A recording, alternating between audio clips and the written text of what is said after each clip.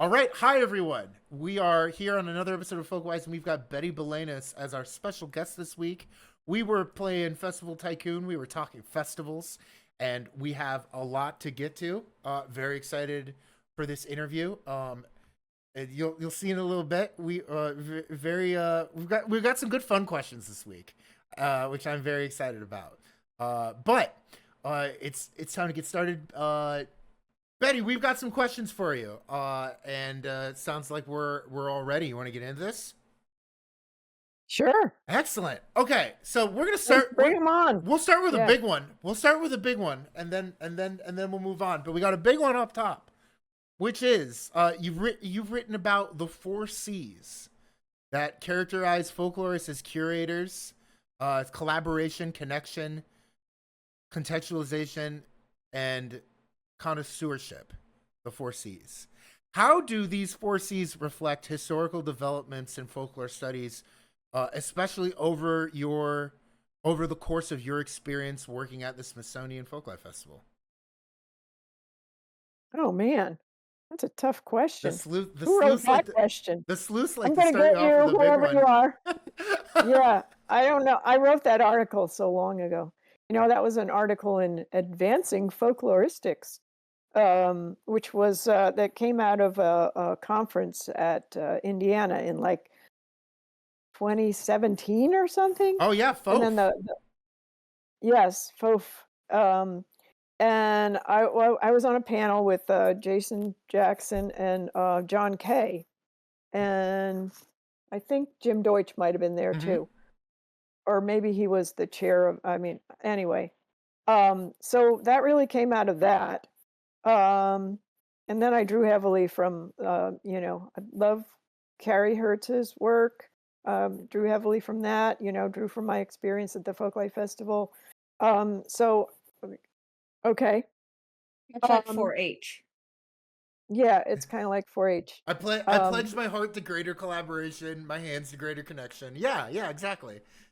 I wish I'd had time to reread that article. It's been so long since I read it, but, I think I was going for, um, how things, developed over the years Mm-hmm. in public sector folklore. Uh, Maybe not so much in academic folklore, although, the collaboration thing drew, some from the work of reciprocal ethnography, ethnography. Mm-hmm. Um, I went to grad school with Elaine Lawless. I'm a big fan of her work, and so I made sure to pay some homage. So collaboration is a big one because collaborating with communities and collaborating with the people that you are interviewing and putting that together with your ideas, but really taking the lead from that collaboration, and then that feeds into connection because making those connections then um, and Co connection, Conte- collaboration, connection, contextualization. contextualization. Yeah. Okay, like, I really dug deep into that, into the Young Turks and the whole contextualization as, being a big thing that brought folklore into the, modern world somewhat. Um Yeah. but, the fact that things have to be contextualized or you're not gonna really understand what they're all about.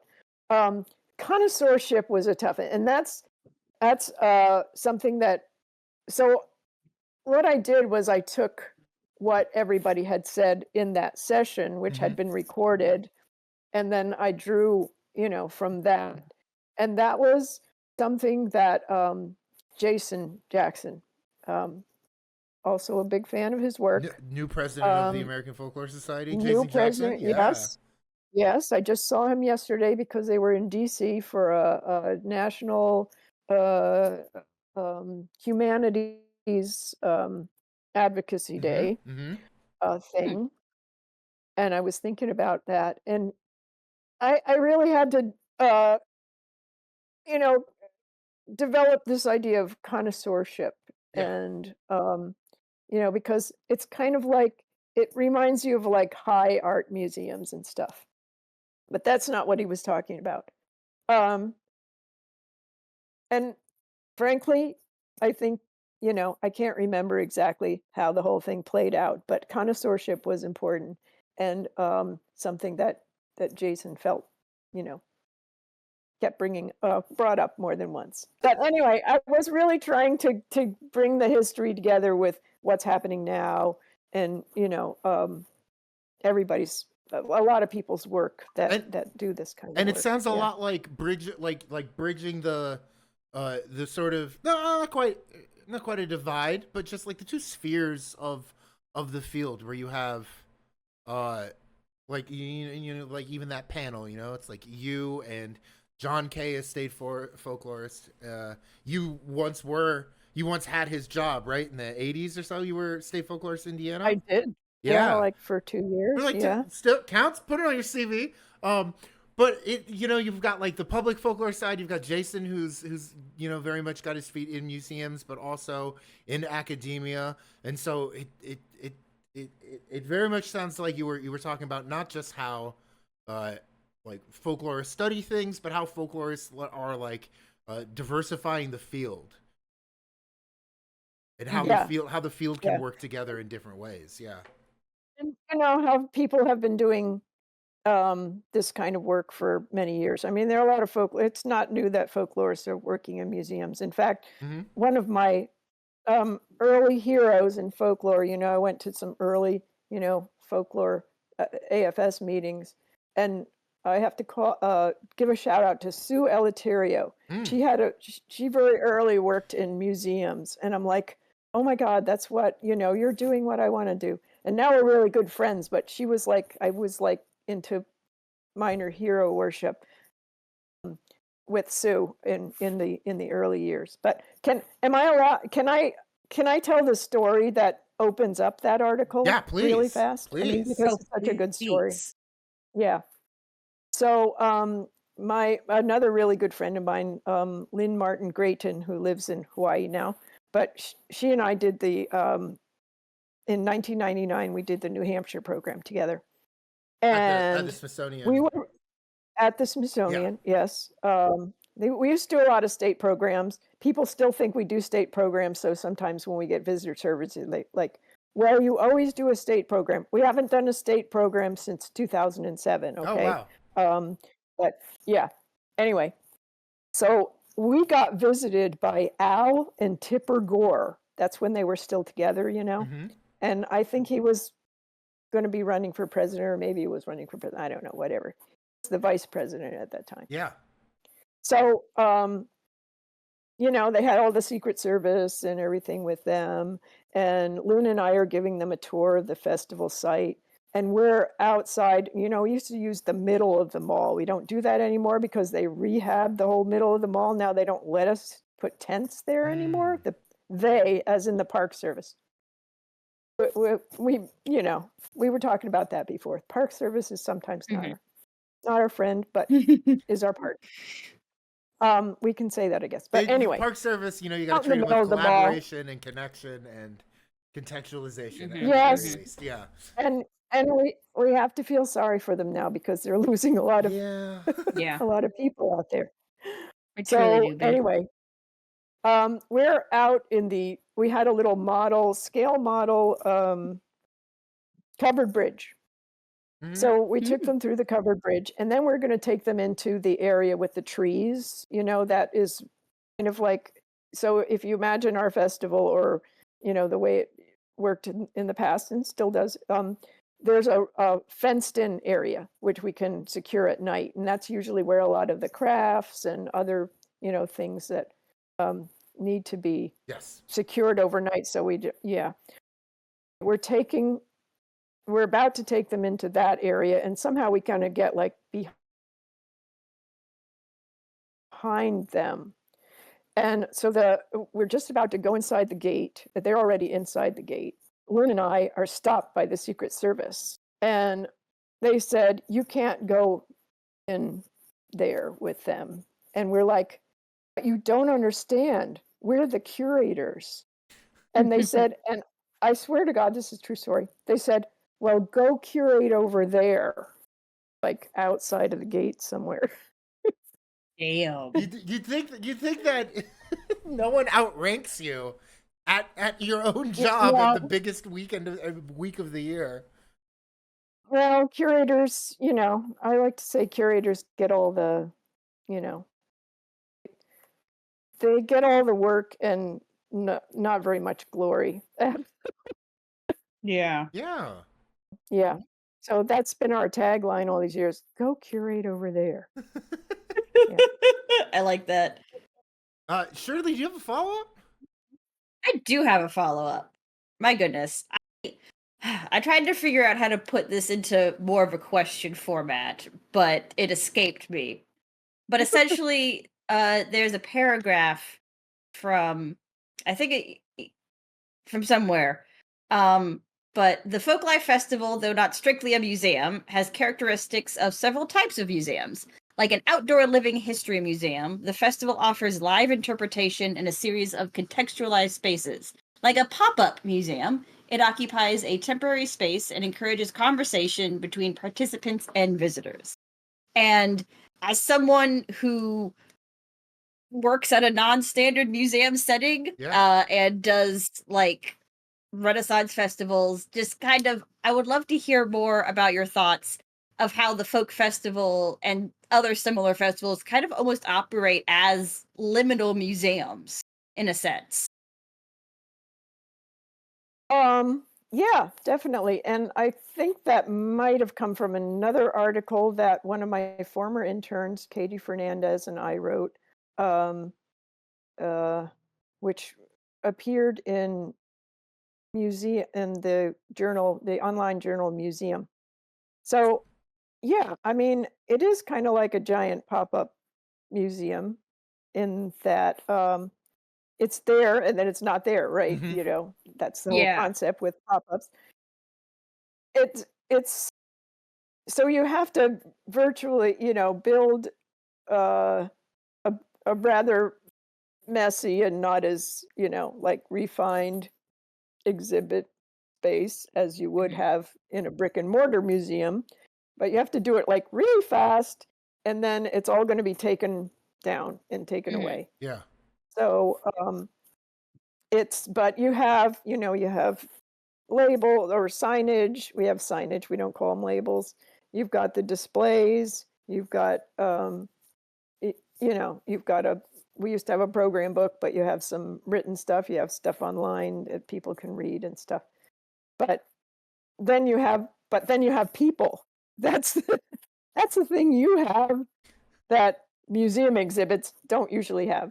I mean, they don't usually have live people in. They maybe have special programs that Hmm. bring people in, Mhm. but that you're dealing with something that is so changeable and has so many needs, which is Mhm. what humans are. So you've got that's a that's a big difference. Oh yeah. But yeah, but that's what brings it alive, and that's what creates dialogue. um I wrote another article about the visitor experience at the festival, and I think, not to diverge from your question if I haven't answered it yet, but I think that's something that we don't think about as much because we tend to focus on, and as we should, giving the participants the best experience possible. Because this is usually, I mean, we have had repeat participants or performers, but for many people, this is a once in a lifetime, right?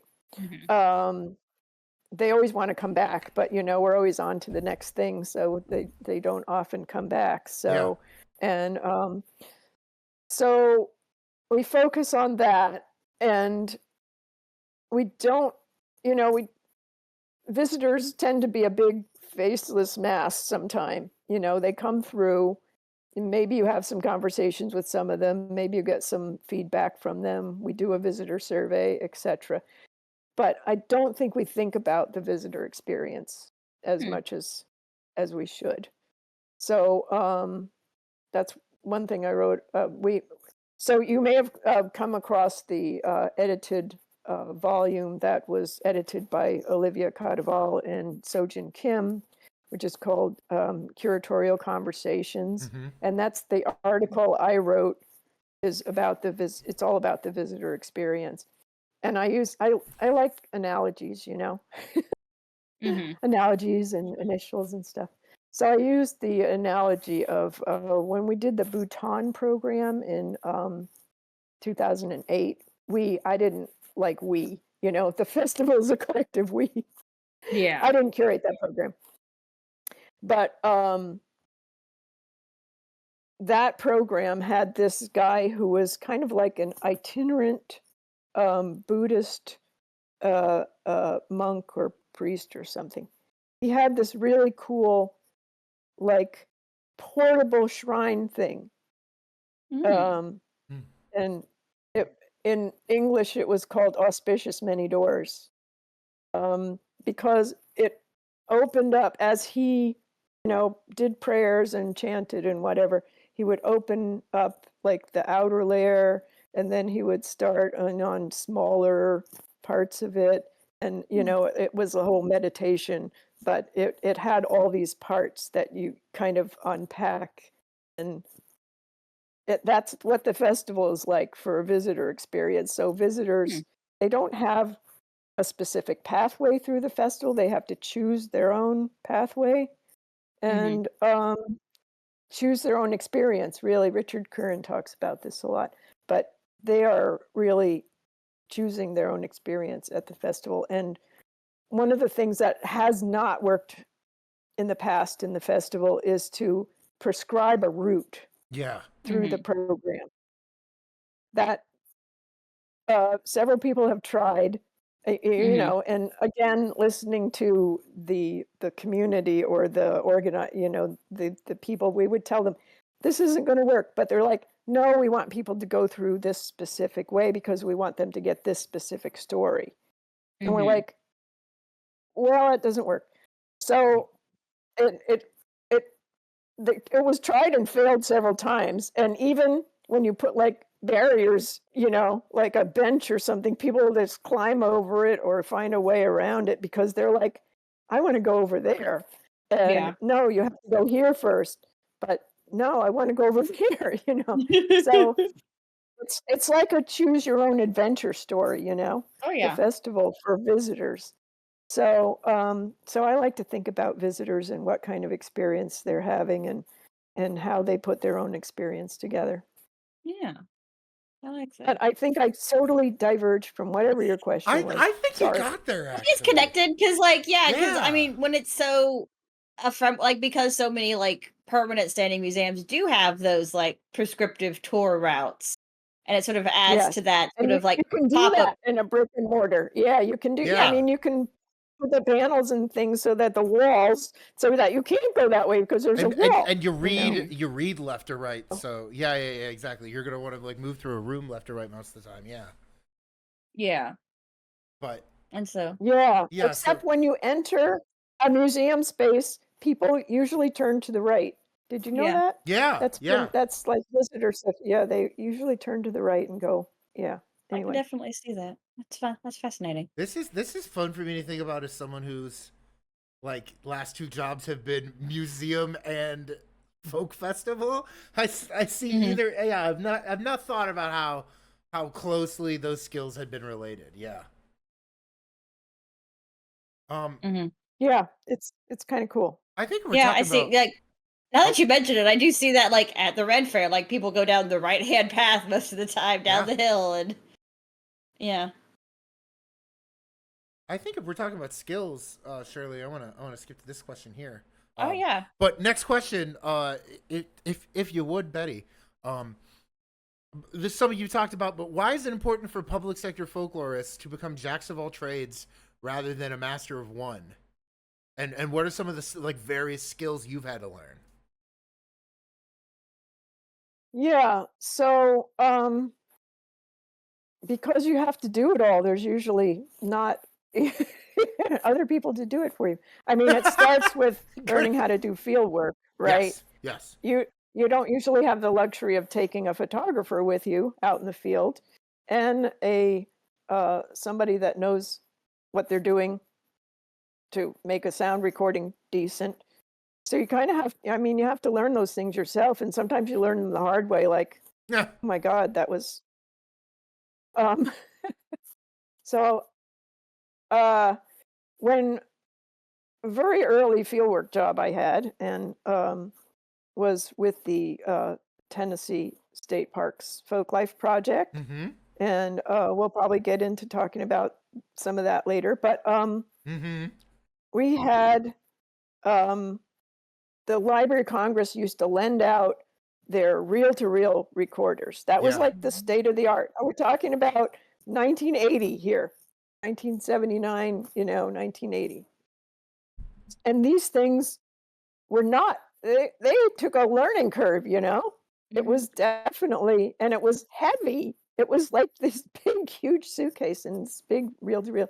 And then you got the microphones on the poles, and, and a lot of people would kind of freak out, like, oh my God, what, like, especially like craftspeople or people who aren't used to that sort of thing. I mean, most musicians are kind of more used to that, but just to do an interview, you pull out all this equipment. And and then, like, you had to learn things like you can't, like, turn the reel over and record, it's going to record over it and that sort of thing. It was just like a big learning curve and a big thing. So, but we had to do it, and after a couple of weeks and maybe nothing recorded or whatever, we learned the right plugs to put in and everything. But, you have to learn all those things. And same with photography. And when I started out, of course, everything was analog photography. It wasn't like you could take multiple pictures, of course, but we only had so much film, right? And so you didn't want to waste film, but it wasn't like digital film where you can just take as many pictures as you want and then pick the best one. It was a little bit more selective than that. So yeah, you have to learn all those things, and then when something new comes along, you have to learn that, So if you have a long career, yeah. So, but also when you get into, whatever your job is, let's say festival producer, right, or Perhaps. festival curator. Well, you learn a whole new set of skills. I mean, you have to learn what size tent is going to be the best for your participants. You have to figure out how things are going to fit inside the tent. You have to do scheduling. You have to do, just like an unending set of skills that you need to have and that you build along the way. I mean, am I still there? Yeah. Yeah. You guys froze for a little second there. And I was I'm like, just so enraptured. I'm Yes. listening closely. No, yeah. Yeah. So I was going to tell a story now. I can't remember what it was. Dang, that about threw me off. scheduling? What About was I saying? what? Yeah. Well, I can't remember what it was. Isn't that terrible? It's getting late at night for true. old people like me. Well, I will say it's real interesting you talking about having to learn all the technology yourself and then like learn it again the next time it upgrades. And now that I think about it, like I kind of take that for granted, but like it's the equivalent of like a lab you would take in art school, right? You would take like photography lab, or you would take like a class in like audio production if you were like a music major. And you were like, yeah, I had to teach myself that, or I couldn't do my job. So there's like a lot of learning you are doing while you are, once you were out of school. You know what I mean? Yeah. Oh, I know what I was going to say. Thanks, Dom. You're welcome. Somehow that jarred my memory. Hoped it would. Oh, you have to learn also how to deal with the bureaucracy. Oh my God, yes. Yeah. Yeah. So that's something they don't really teach you in grad school, and how to write contracts and how to write a good contract so Yeah. that you actually attract, some good candidates Yeah. and all of those things. And you have to Yeah. learn things um, like overhead costs and stuff like that. I mean, what I'm talking about is like when you write a grant and then your university or your organization or whatever is going to take X amount out of it. And then you have to try to figure out how to still be able to do what it is after they've taken that out. So a funny story, in my early career, my very first festival that I curated was the Massachusetts Festival. Mm. And they said, so, our admin people said, you have X number of dollars. I can't remember what it is. It was something pretty substantial, like $60,000 or something like that. Maybe it wasn't that much. Maybe I'm just remembering that figure for field work. So I had to hire all the field workers. Now, I never did that before. But what they didn't explain to me is that there's like an overhead cost or like a certain amount. I couldn't spend that whole $60,000 or whatever it was because there was this overhead or percentage that was going to be taken out of it, right? Mm-hmm. So I didn't understand that. I'm like, $60,000, great. I can hire this many field workers on this many days. And I talked to them, all the field workers, and I said, can you do this many days? Yeah. And then I add it all up and, send it to admin. And they're like, well, you don't have that much money. And I'm like, what do you mean? You told me I had $60,000. Well, you got to take this out of it, and I'm like, what? So I had to go back to my field workers and say, can you do 8 days instead of 10 days or, like whatever. And it's really kind of embarrassing, Yeah. Equal parts embarrassing and heartbreaking. Well, yeah, because then you have to refigure, well, what do I think they can actually get done in that period of time, Sure.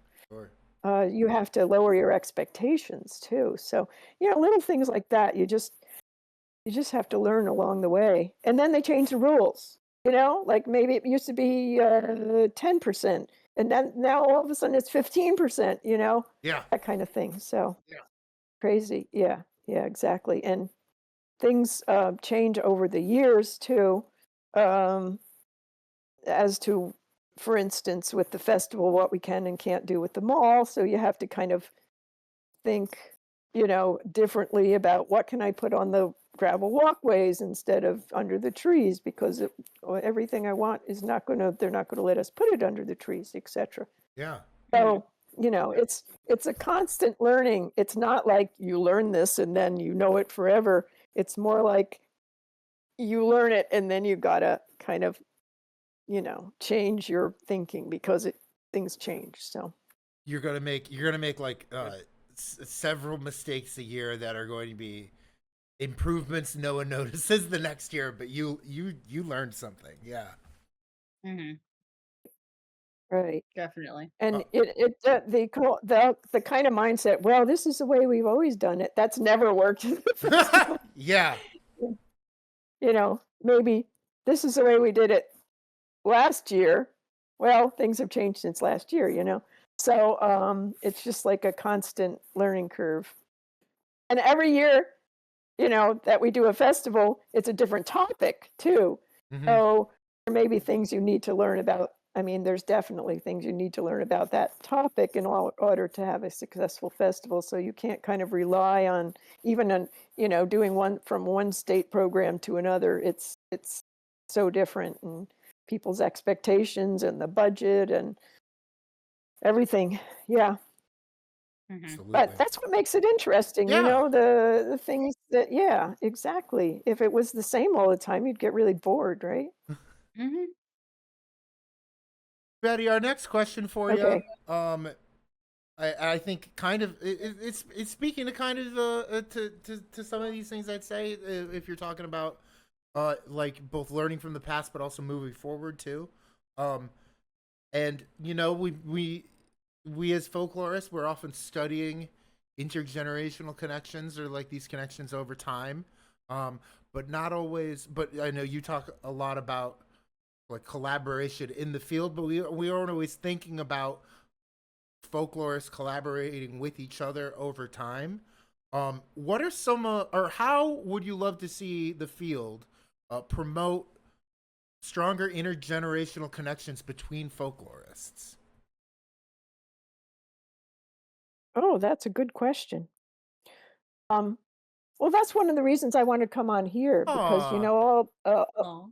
a lot of my older friends said, "What the heck is that thing called Folkwise? I don't understand. I don't understand what they do. Like they play video games and then, I said, yeah, but they interview people and then, but anyway, I'm like, they're the cool kids and you can be a aw, cool kid too if you just ask them. No.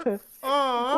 Well, I've I've always had interns. I mean, I had many, many interns over the years. Of I course. always, especially for the festival, I had like um at least 4 or 5 interns every festival and sometimes up to 10. Yeah. And they're not they're not always folklorists, I have to say. Mhm. Some of the Mm-hmm. best ones have gone on to become folklorists, but they've gone into other fields too.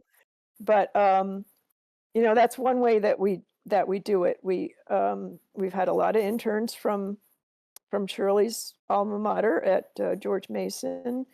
Um, then they go on into other things in the field, but they stay kind of like in touch with us. Like a good example, one of my I have to say, I'm sorry, all of my other interns, but one of my favorite interns ever was Katie Clune, who's Yeah. now the state folklorist of Virginia.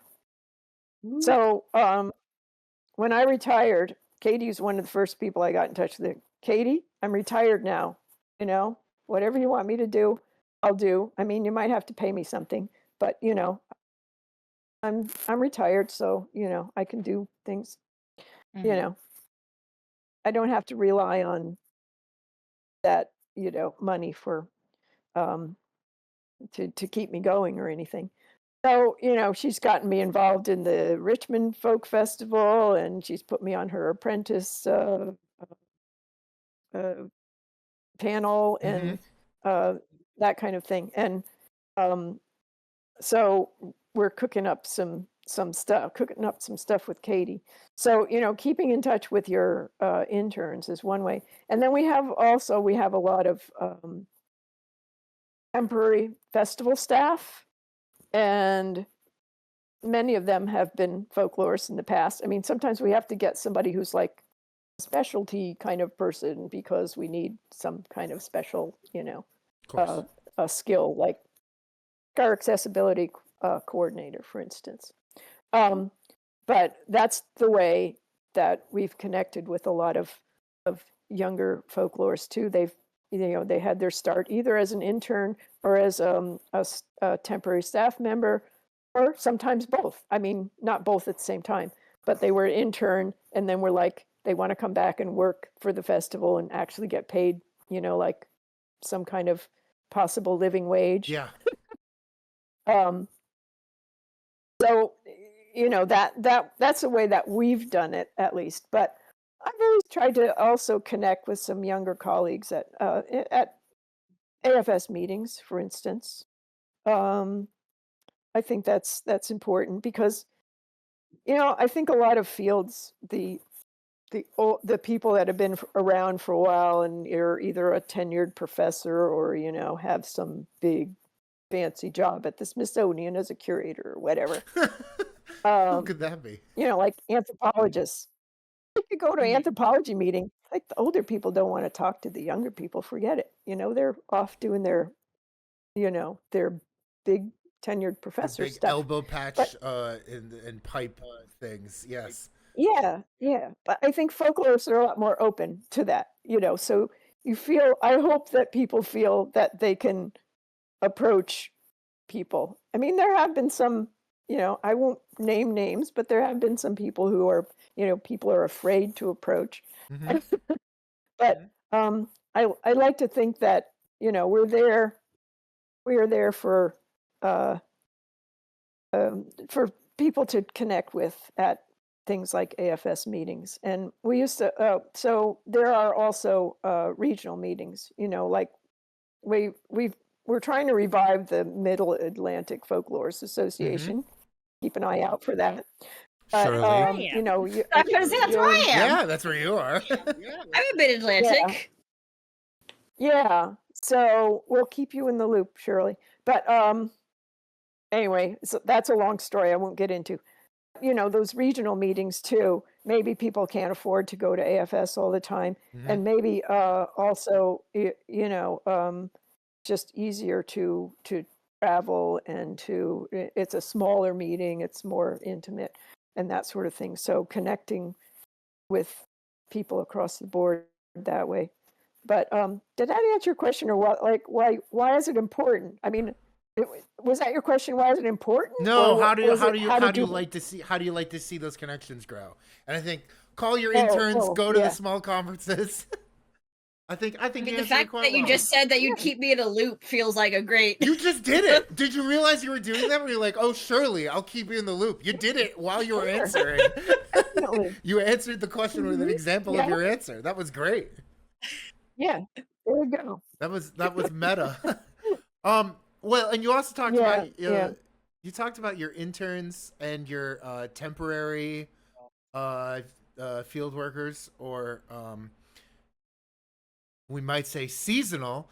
And let me preface this by saying this: when we look up questions, when the sleuths are looking up questions for somebody, we always have like the funsy question section where we find like fun random facts that have come up in researching the guest. We today, our fun questions for you, Betty. We have a special all seasonal edition of the funsy questions, because I will say, I don't know a lot of folklorists with a novel, but I think yours works so well into like just writing questions, trying to sum up the breadth of your career. I just want to get into it. Can you answer some questions about seasonal, your book? Of course. One, how did you get the idea of turning your dissertation into a novel? Well, I kind of always wanted to write a novel, I guess. Maybe that's part of it. But, you know, I figured if I write this as an academic book, who's going to read it? You know, how many people are actually going to read it? If I make it into a novel, then, you know, some people might actually read it. And actually, you know, people have used it for fieldwork courses and that sort of thing. That's how I first read it. Yeah. So, and just the stories, you know, just so this, for people that don't know, this came out of my work with the Tennessee State Parks Folklife Project. And, you know, Bobby Fulcher, not a folklorist by training, but by nature. My favorite kind. My favorite kind. A park ranger, you know, he was once a seasonal naturalist himself. But anyway, he's our God, you know. Bobby Fulcher is God. That's all I can say. Okay. So this was a project that he conceived of, and, you know, so I wanted to write my dissertation. Number one, I wanted to write my dissertation about this project because it was so pivotal, and it was so, you know, like, so Betsy Peterson, Tom Rankin, Elaine Lawless, Ray Allen, you know, then some people who, you know, didn't go on to fame and fortune, but that's okay. Was the training ground, right? But getting back to like where the idea came from. So I listened to a lot of the field recordings, and I interviewed everybody. This is, of course, years later, after they had done their thing. So it was kind of like hindsight for them at this point.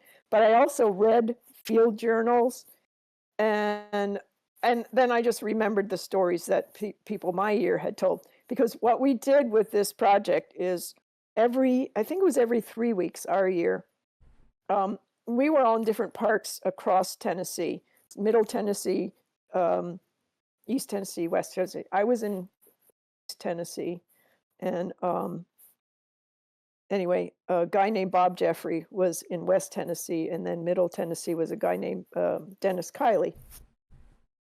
Anyway, so we would get together in Nashville, and we would tell the best stories that we had, collected at that time around.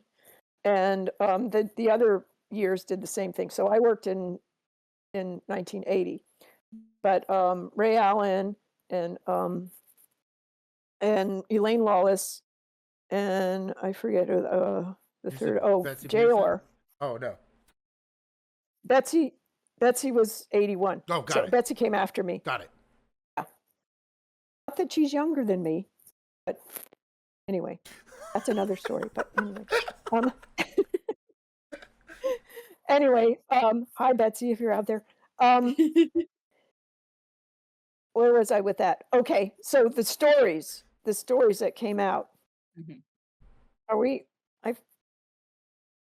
you still there? Still there. It keeps freezing going, a little keep bit. going. Good thing we're getting close to Move confidently. Okay. Move confidently. Oh, keep going, keep Yes. going. So Ray Allen, I don't know if you know who Ray Allen is, but he's a folklorist and Not he the lives in basketball Brooklyn. player, a different guy. No. Okay. No. Anyway, everyone should know Ray Allen, but maybe you guys got to look him up anyway. He had collected this story of this guy who was an outlaw, and that was the basis of the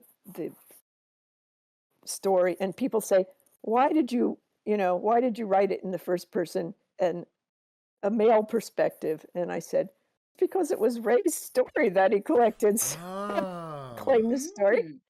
So, but that doesn't mean that the main character was in any way, shape, or form Ray Allen.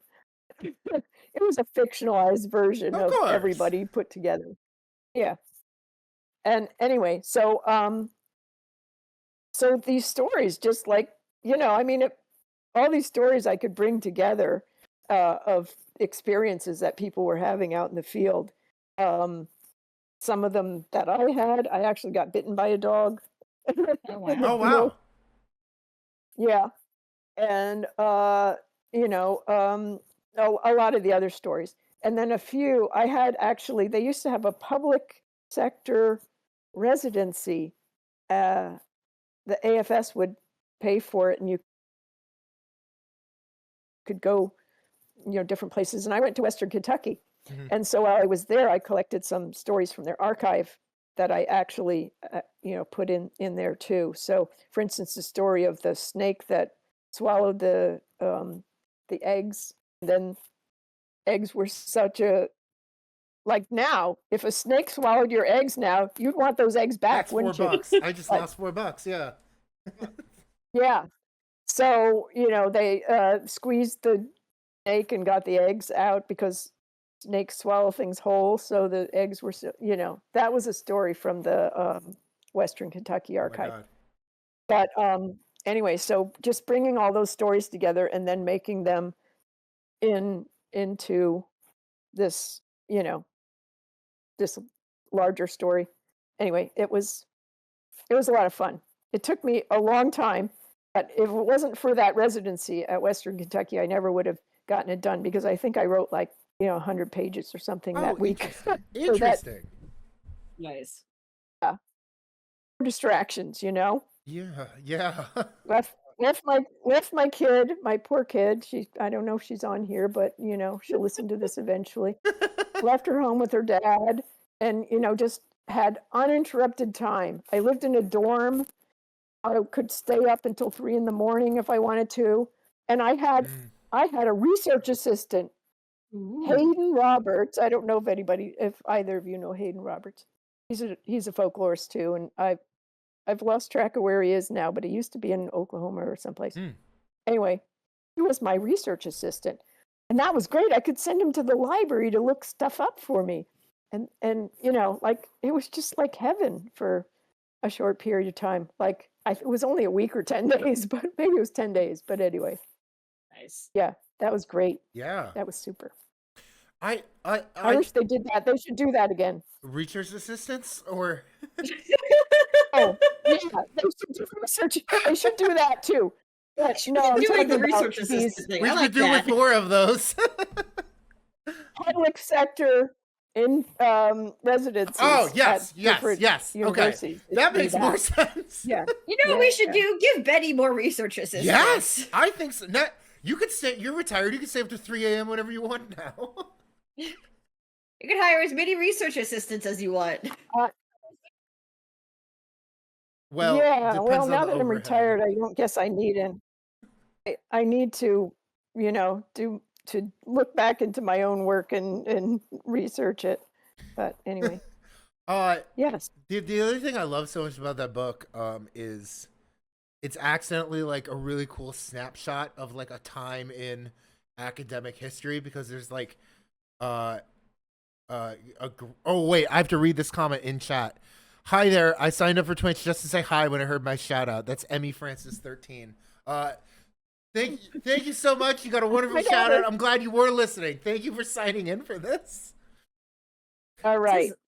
Yes. Yeah, but Now she knows I left her, to yeah, you write just my confessed. novel. I didn't Caught in 4K. I didn't care about her enough to. Yeah. Anyway. Oh man. Do we know who this is? That's your daughter. That's my Okay. daughter. Yeah. Twitch flagged them as suspicious. Yeah, Twitch so I said a just wanted to likely confirm. banivator. Yeah. No, you're cool. It checked out. Account created 1 minute ago. When you're in folklore grad school, you read these histories of the field. You read like Simon Bronner and Rosemary Zumwalt, and these long histories of all the institutions and the evolution of folkloristics. Or you could read like this cool narrativized snapshot of a particular history, and it feels like you're in the 80s and you're witnessing like a fierce Penn versus IU rivalry, and you're getting like a summer job. So there's like a really cool snapshot into academic history of folklore studies. That is what I think I was saying. I'm glad. Yeah. So a lot of people have said, "Are you going to write another novel?" Yeah, and I when's said, full time? "Nah, probably When's not." full time? No, I don't think I have another novel idea in me, but I've just been writing, blogs, which have been a lot of fun. Yeah. So, yeah, I've got my blog site, and I just, yeah.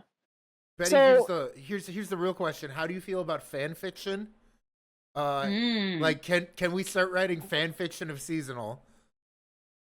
Yeah, that'd be great. All right. Yeah. I think we might. And if Folkwise can bring all our gear to Tennessee, can we film a movie of seasonal?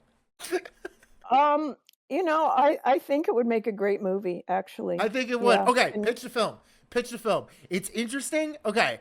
The Death Lorist, who's one of the sleuths, Caitlin Kinney. I'm putting her on blast. Another George Mason alum, but she said Mhm. she wants me to pitch this. Okay, this is a thought that we had when I read it in like my public folklore class with John Kay, Maria Trogolo, who's now doing great things in California, and I had this idea.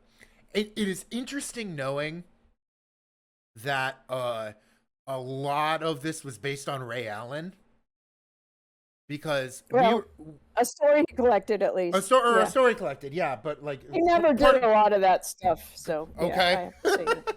But Anyway, a pitch that has been going around, at least IU grad students, people who've had John Kay's like public folklore class for years, is this is like a headcanon we have. Would seasonal work if if like both folklorists and Ruby were all women, and there was a love triangle there, which we have been. I don't know if you will allow us to Cool. change it, but that's an idea that came up in John Kay's class that has been rattling around my brain for a decade.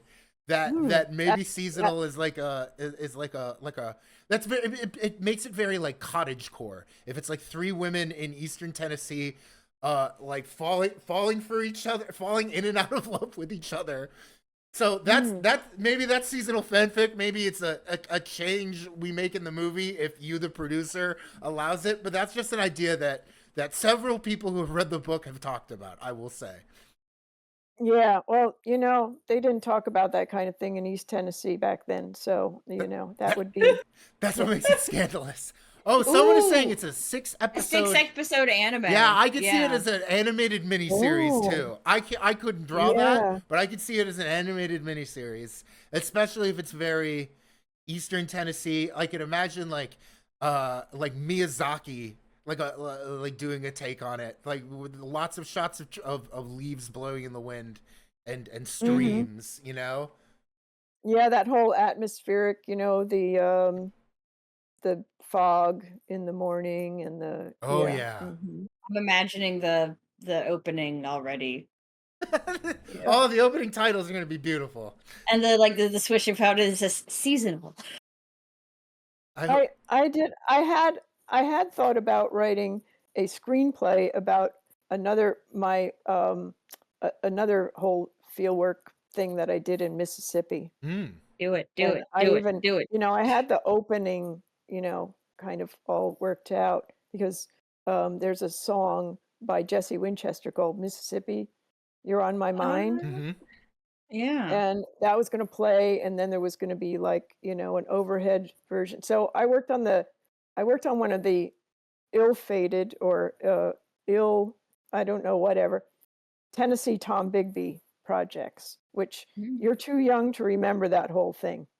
But the Library of Congress declined to bid on this because it was tainted money. I Mm. can't remember all. Actually, Ann Farrell is writing about this. Oh, interesting. So, yeah, we will revisit the history. We But want to have Ann on too. Yeah. I worked for a cultural resource management company that actually did take the contract, and I was the oral historian.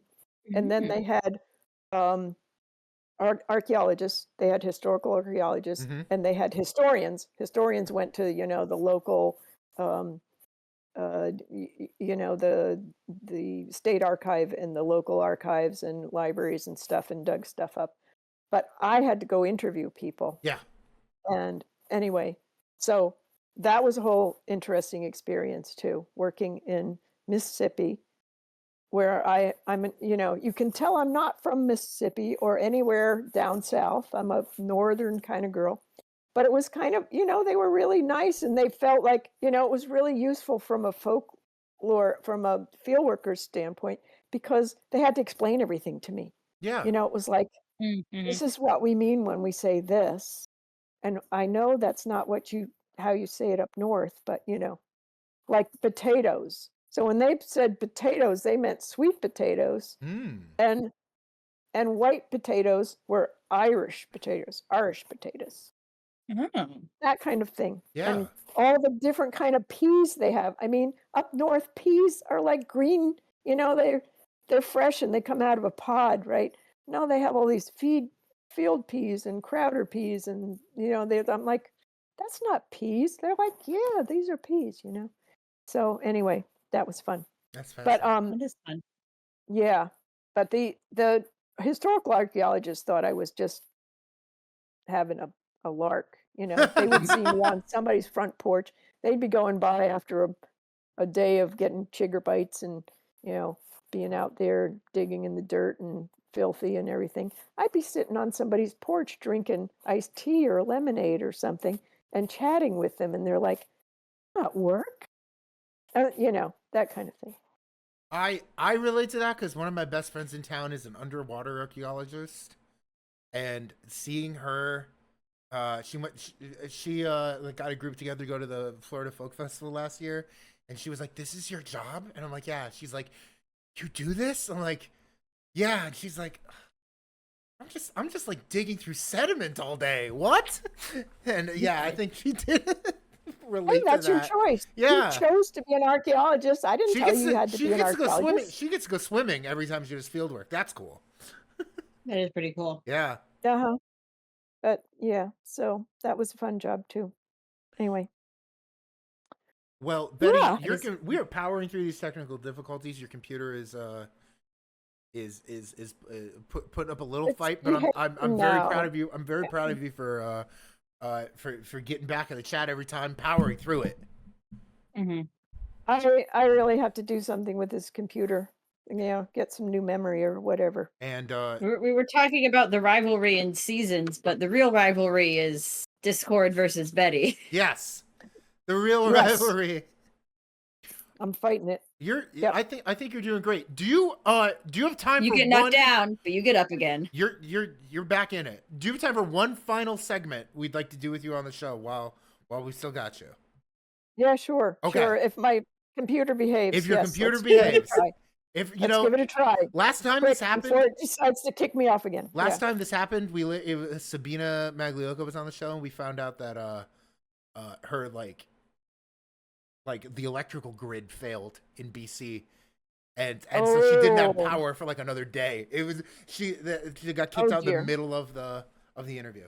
But I went to grad school with Sabina. She was younger than of course she's younger than me, but still, yes, I love her. Anyway, keeping score of you and Betsy Peterson and Sabina. Okay, so we got one last thing we love to do with the guests when they drop by, and I want to start off with a question: have you ever made a tier list before? Mm.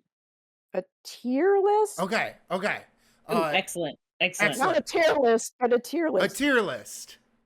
Like a tiered cake. But a ranked list. That kind of tier. Oh, not I'm like thinking, crying, like stacking. Yeah. Okay. Yeah, like a stack cake, which is something they make in Tennessee. Anyway. Oh, beautiful. So Shirley, can you, while I get this set up for Betty, can you talk about a tier list real quick? So a tier list is a kind of internet folklore piece. It gained popularity within specifically fighting games. Yes. Where it was used as a format for ranking the efficacy of different characters. Yes. Usually it's a scale of S being the highest, and then A, B, C, D, E, etc. Usually A, B, C, D, S being F. a grade above A. Yeah. Yeah. S, if you have A is the top, and then S is like an A++. Yes. Sort of deal. Okay. Right. But like with most things that originate in fighting and war, in peace times, it has been adapted to also just a general way of ranking how much you like a thing or how good you think a thing is. Oh, yes. Okay. So for the tier list we're working on today, we are not ranking fighting game characters, but I will let Dom introduce the rest of it. We are doing another seasonal theme. We're doing another, and if you haven't click watch stream, click that so you can see it. But sticking with the seasonal thing, if there's one other thing that happens in your book a lot, is that people casually quote Beatles lyrics. Yes. Don't. I didn't. I'm not aware of that. Yeah, but anyway. Well, it happens at least 2 or 3 times in the book that someone says a Beatles line. So I have a tier list in front of you, Betty, and it is all the Beatles albums. Okay. So All You Need Is Love, I believe, is in the chat says All You Need Is Love. Yeah, I believe that comes up in the last. Oh no, the last chapter has, in the end, the love you make is equal to the love you take is equal to the love you make. Correct? I'm seeing what I'm supposed to be seeing that? Is that what you're saying? No, I'm saying that is a line in the final chapter of seasonal. Oh, okay. Oh, I haven't read it in a while, so yeah, I'll take your word for it. But anyway. am I to assume that you enjoy the Beatles? Oh yeah. Okay. Big Beatles fan. Yeah. We did get that. Good. So we have this list. You're going to rank the Beatles albums with us. Okay. So I have all the albums here, and I can pull from chronologically or the order. It's arbitrarily uploaded here, but you're going to rank them on a scale S to D. So S being 101% or higher, like a grade higher than A, all the way down to D. These go horizontally and vertically, so you can have more than one stacked on the same line. Are you ready to rank some Beatles albums with us? I guess so. Yeah. Well, yeah. Why not? Okay. Do you want to start with Please Please Me? You want to start from the top? Start from the oldest one. I'm seeing them differently. Yeah. Yeah. we got White Album here Yeah. is where it starts for Okay. you, right? Yes, White Album, So and then White Album, then Let It yeah, Be. Okay, so where would you Let It Be. if you have to place White Album on here, where would you grade White Album? Ooh. Um. Well, I have to give a caveat because I like only like two sides. I only like one of the one of Side the two. discs of the White Yeah, Album? I love the White Album, but only one of the That's a valid take. the one. Yeah. So I would rank it higher, except for I would rank it pretty high. But there's that caveat that I'd never play. I would never play the other um, you know, Disc, yeah. the other disc, right? So does that count? I Yeah. mean, Well, would you say like yes, B right in the yeah. middle or what? I would maybe put it at A. Okay. And we can keep building. We can keep building out A. Where do you go with Let It Be? Let it be. I am fond of it, but like further down, maybe C, C. maybe Okay. C. Mm. Yeah, Next we have Revolver. Revolver. I always get it mixed up with Rubber Soul, but I think it's Very what's similar. on Revolver. Do you remember? Revolver's Do you got remember? Yellow Was the Submarine. It's got Taxman. It's got Tomorrow Never Knows. Oh, okay. No, I'm lower, like a D. That's Ooh. okay. Okay. Yeah, Okay. Uh, Mm. it's not one of my big favorites. interesting. We'll get to Rubber Soul later. But next up is Abbey Road. Oh, Abbey Road is right up there, I'd say, and maybe an A. It's almost my favorite, but I think Sergeant Pepper is gonna have to rise to the top. Would you say it's like A above the Oh, White Album? Like like the top of A is mm, Abbey Road, then it's White Album. y- yeah, Okay. yeah, I'd have to, yeah. We're getting into like a block of the old ones here. So this is Meet the Beatles. I'm sorry, with the Yeah, Beatles. It's oh, the second album, whatever it's called in the I U.S. and the always I U.K. get all of those. I get all those mixed up Exactly. because I don't remember Exactly. like um, but yeah. So those are kind of at the bottom, I would say. I mean, I like them, but Are they not under as Rubber much as Soul? I'm not Rubber Soul. yeah. Under Revolver here. Oh, Revolver. Okay. Yeah, yeah, Same for Please Please Me, the debut. yeah, Saw her standing there, yeah, Please Please Me, and then I don't know, a bunch of covers in the middle. Yeah. yeah. I'd kind of most of them towards the bottom. Yeah. And I mean, there are individual songs in there and yeah, there that I really like, but on the whole, they're kind of they're, you know. the boys are also not making like coherent albums yet. Like no one was in like 1963, right? Yeah, Yeah, yeah. like Okay, maybe Bob what Dylan. else we got here? This is Beatles for Sale. This is 8 Days a Week, Babies in Black. This is the more country Yeah, one. Yeah, yeah, that one's okay. I might put that one a little bit higher. like Maybe a bottom of C. C. Yeah, bottom of C. Got it. That's yeah. Now we're at Rubber Soul. Okay. Um, so I would put that up, maybe even an A, but below the White Album, Okay, okay, if that's where I put the White Album. cool. Yeah. This is a stacked A tier so far. Well, you Mhm. mentioned Sergeant Pepper. Yes. I think I'd have kind of A- Abbey Road and These can always move. Sergeant These could Pepper. always move too. Yeah. Yeah, I'd have to put Sergeant Pepper on the top. I mean, it's such a masterpiece, Sergeant Pepper is really. Oh, Yeah. there's a lot going Yeah. on. Yeah. I'm Mhm. gonna put Sergeant Pepper right up there in a S.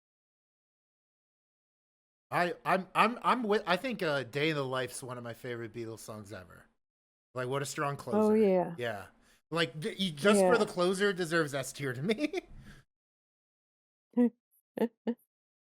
Okay. Uh, We're moving on Yeah. to What Help. else we got here? We got Help next. Oh, I like Help. Yeah. I put Help in, and in terms of their early stuff, I put it like around the middle, like in a B. In a B? A Cool. high B. Who's your Yeah. favorite Beatle?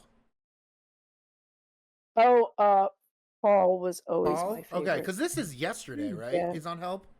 This is when Paul really, Yes. Paul really, his songwriting really, I think, like jumps ahead at this point. I used to have a game that I played with my daughter, Emmy. Yeah. Like, I would, we played a lot of Beatles. My husband likes the Beatles too. I would ask her, who's singing, John or Paul? Or, that Ringo and George had a Surprise few songs George, too, yeah. but most of them were either Paul or John, right? And Mhm. she'd have to, tell me. So that was part of her musical training. Yeah, good. She's got a good ear now.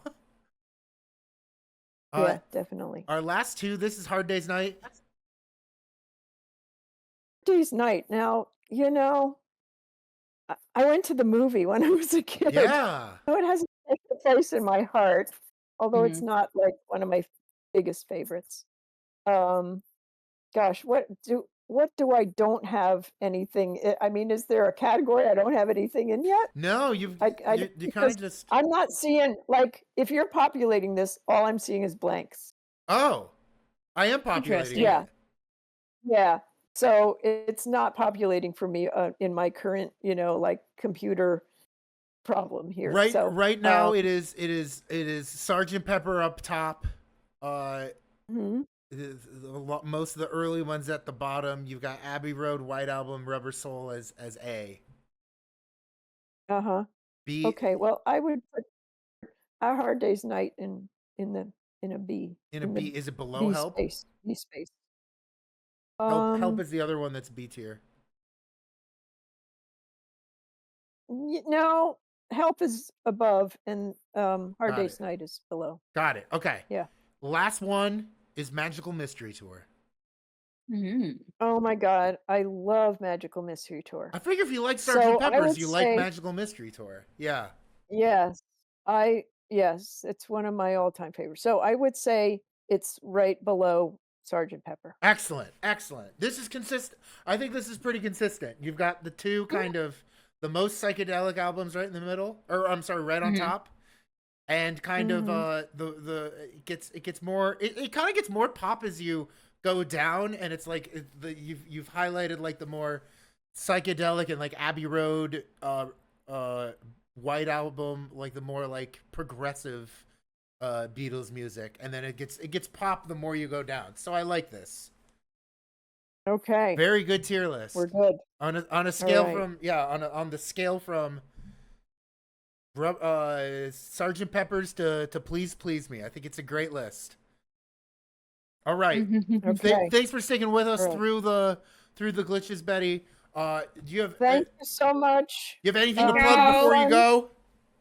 Yeah, not what? Do you have anything to plug before you go? Oh, just my blog site, which is roundbarnpress.com. Yep, we got an ad for that. And also just to tell everybody to check out the information about the 2025 festival is up now on festival.si.edu. Mm-hmm. So check that out. I'm going to be working with Marjorie Hunt on her the building arts part of it, which will be a lot of fun because I love Marjorie and I love working with Marjorie.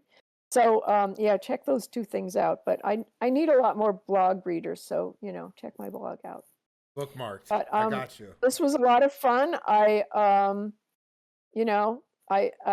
hope that you build the best music festival ever in your continued quest. And yeah, this has been great. Thanks so much. Thank you, Betty. you guys. Ladders in the chat for Betty, everybody. Oh, I already see them rolling in. Everyone is doing the closest thing they can to clapping for you.